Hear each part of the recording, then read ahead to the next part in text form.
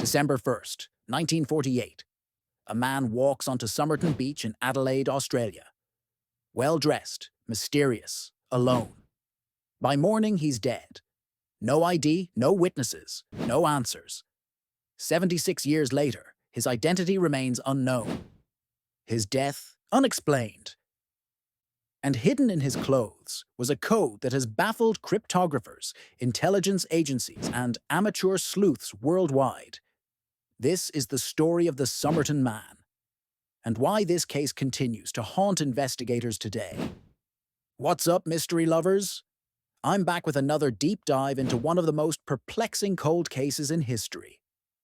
If you love unsolved mysteries, espionage theories, and codes that would make the CIA sweat, you're in for a treat. We're heading to Australia in 1948, a time when the world was still reeling from World War II. The Cold War was heating up, and Adelaide was about to become the center of an international mystery that would span decades.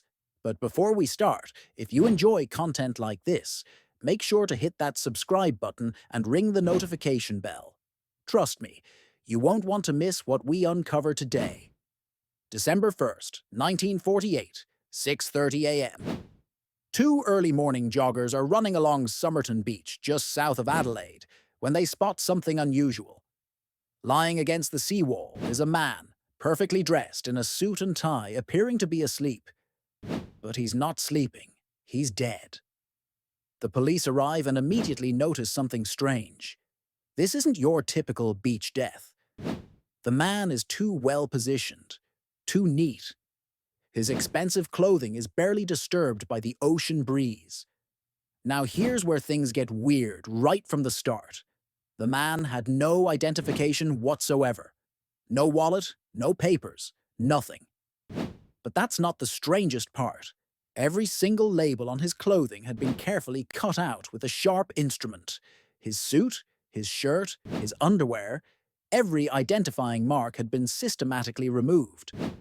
Police took his fingerprints and dental impressions, then distributed them worldwide. Nothing. No match in Australia, Britain, Europe, or America. It was as if this man had never existed. The autopsy was performed by pathologist John Barclay Bennett, and what he found only deepened the mystery. The cause of death? Unknown. Despite extensive examination, Dr. Bennett couldn't determine how this man died, but he did find some very unusual things. First, the man had an enlarged spleen, a rare condition that suggested he might have been a dancer or athlete. There was also evidence of blood pooling in his stomach and congestion in his brain and lungs. Dr. Bennett suspected digital poisoning, a heart medication that can be lethal in large doses. But they couldn't prove it because the man's organs had already begun to decompose. However, what really caught the coroner's attention was the man's calf muscles were unusually well developed, and his hands and feet were in pristine condition. No calluses, no wear marks. This suggested he had a sedentary job, but was also physically active. For months, the case went cold. Then, in April 1949, investigators made a discovery that would turn everything upside down. Hidden in a secret watch pocket in the man's trousers was a small piece of paper, tightly rolled up. On this paper were two words in an ornate script, Tamam Shud. Police had no idea what this meant, so they consulted experts. Eventually, they discovered it was Persian, meaning finished or ended. But more importantly, they traced it to a specific book. The Rubaiyat of Omar Khayyam, a collection of Persian poetry. The paper had been torn from the final page of the book, from the last line of the last verse. Think about that for a second. This man is carrying the final words of a Persian poem that essentially means the end. Was this a suicide note, a calling card, or something more sinister? Police released the information to the public, asking if anyone had a copy of the book with a missing page. And incredibly, someone came forward. A man contacted police claiming he had found a copy of the Rubaiyat in his car around the time of the death. Sure enough, the final page had been torn out. But that's not all. Written on the back cover of the book was a phone number and what appeared to be a code. This code has become legendary in cryptography circles. Let me show you what investigators found. Murgo bab met bimpanet emlaya bowek ITTMT samstgab. This code has been analyzed by intelligence agencies, university cryptography departments, amateur code breakers, and even modern AI systems. 75 years later, it remains unsolved. Some experts believe it's a substitution cipher. Others think it might be coordinates, initials of people, or even random letters designed to throw investigators off the scent. The phone number in the book led police to a woman named Jestin, though that wasn't her real name. She lived just minutes away from Somerton Beach. When police showed Jestin the plaster cast of the Somerton man's face, witnesses said she looked like she was about to faint. She claimed she didn't recognize him, but her reaction suggested otherwise. Jestin was a nurse who had given a copy of The Rubaiyat to a man named Alfred Boxall during the war. But when police tracked down Boxall, he was alive and still had his copy of the book. So, who was the dead man? And how did he get Jestin's phone number? Here's where the story gets even stranger. Jestin had a son born around the time of the Somerton man's death.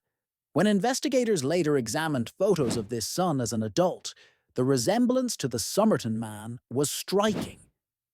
Could the Somerton man have been the father of Jestin's child?